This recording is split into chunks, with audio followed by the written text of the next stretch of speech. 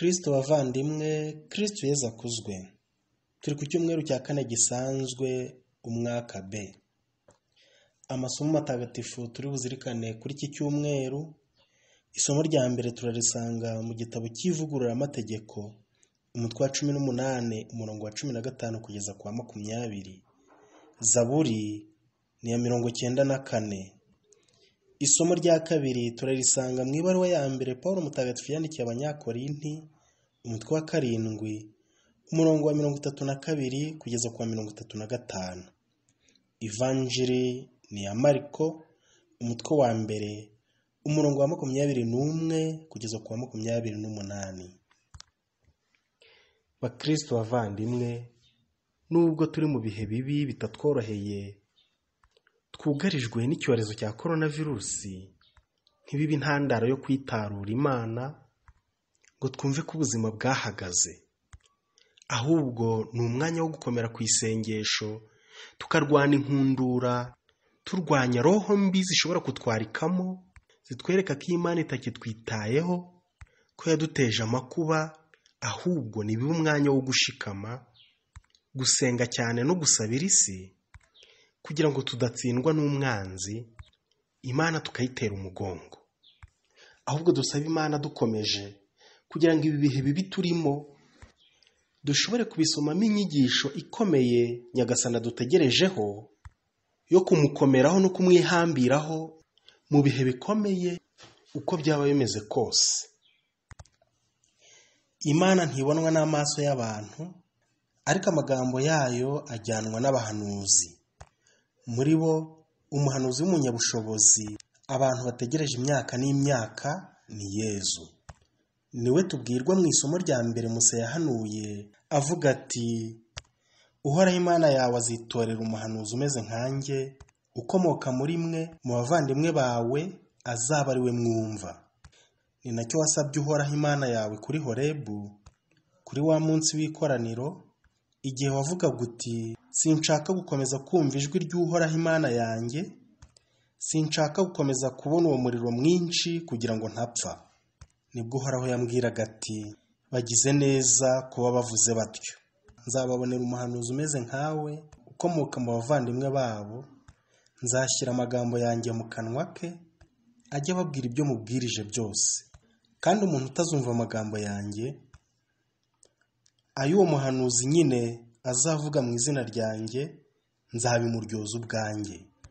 Ariko uwo muhanuzi nahangara kuvuga mu izina ryanjye ijambo ntamubwirije kuvuga, cyangwa akavuga mu izina ry'imana zindi, icyo gihe uwo muhanuzi azapfa.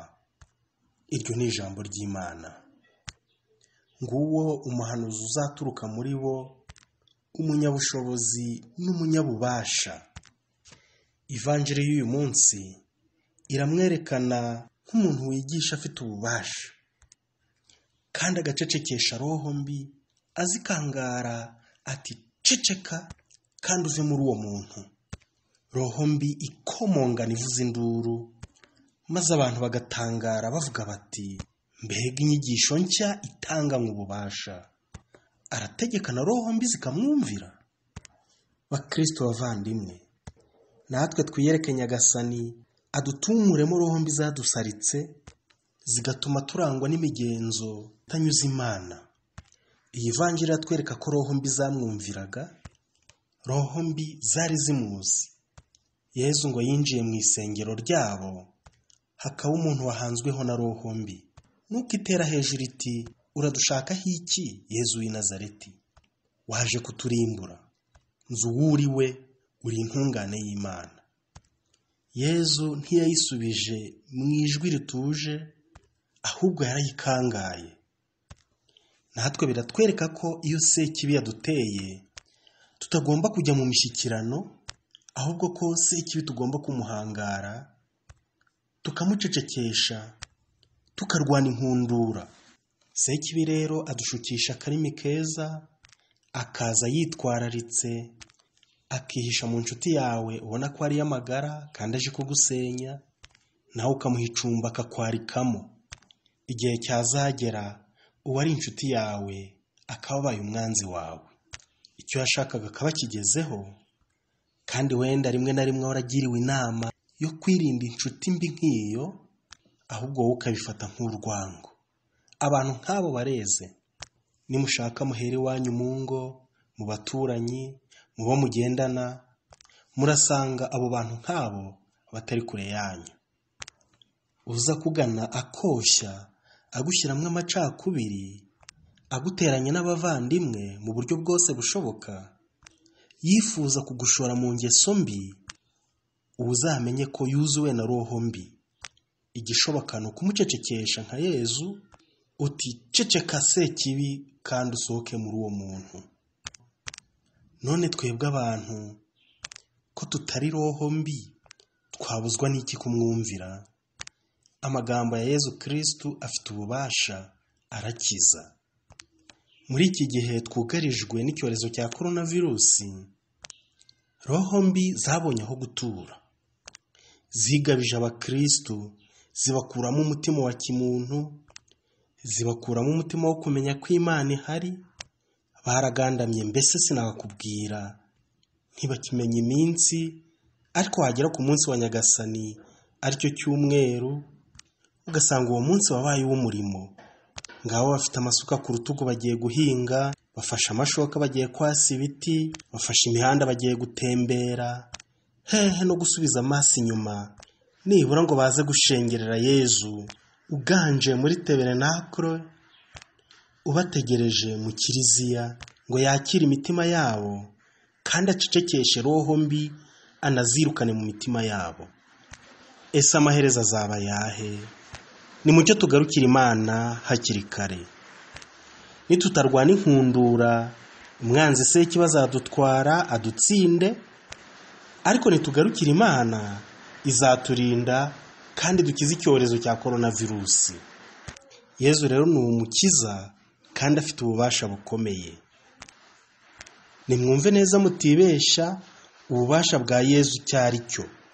Ntiyaje gutsinda ubukene, ntiyaje gukuraho indwara n'urupfu, ahubwo ububasha bwa Yezu burengera abakene, abarwaye, kugira ngo muri ayo makuba, kugira ngo bagire amatwi yo kwemera ibyo Yezu yabasezeranyije mu magambo ahorana ububasha, ati nimuze bahire b'Imana, muhabwe ingoma mwateguriwe kuva isi ikiremwa. Twumve inyigisho ze, tuzibura amatwi igihe cyose, twakira impanuro ze kandi adukize. Bavandimwe, mu isomo rya mbere twumvise ko Musa yabwiye umuryango w'Imana atutazumva amagambo uwo muhanuzi azavuga mu izina ryanjye nzabimuziza. Aho gutsindwa n'Imana, dukoresha amagambo ya Zaburi y'uyu munsi tuvuga tuti uyu munsi ntitugundirize umutima wacu, ahubwo dutega amatwi ijambo ry'Uhoraho. Mu isomo rya kabiri, Paulo mutagatifu aratubwira ibyo gushaka no kudashaka, agaragaza agaciro gakomeye ko kudashaka, arata ubusugi kubera ingoma y'Imana. Ntasuzugura gushyingirwa, kuko abashakanye bahabwa umugisha n'Imana. Uwo Nyagasani yatoreye kumukorera ntatinye kumwiha rwose, yiyegamize Kristu wenyine. Bakristu bavandimwe, umuryango nyarwanda uragenda usenyuka, uta indangagaciro za gikristu. Amakimbirane ariyongera umunsi ku wundi, urwango n'ubwicanyi bigahabwa intebe. Ese koko icyo nicyo Nyagasani yifuje ku bashakanye? Mwarayitengushye. Urukundo yifuje ko rwabaranga, umwanzi se kibe yabibyemo urumamfu.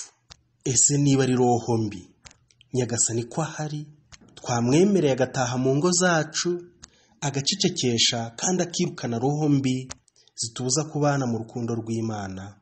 Ese tugira uruhare mu gushyigikira umuhamagaro w'abana bacu bifuza kwiyegurira Imana? Ese abasaseridoti n'abihaye Imana Nyagasani adutumaho tubafasha guhagarara neza mu muhamagaro wabo kugira ngo batwunge n'Imana? Twisuzume turebe niba ntabo dutesha inzira zabo aho kuzibashyigikiramo. Tubasange batubere ikiraro kiduhuza n'Imana, badutagatifuza binyuze mu masakaramentu duhabwa, kandi natwe tubasabira kugira ngo Nyagasani abakomereze umurimo yabatangiyemo. Nyagasani Yezu nabane namwe. Yari Padiri Providence Idukomeze, Padiri mukuru wa Paruwasi ya Kanaba. Mugire icyumweru cyiza.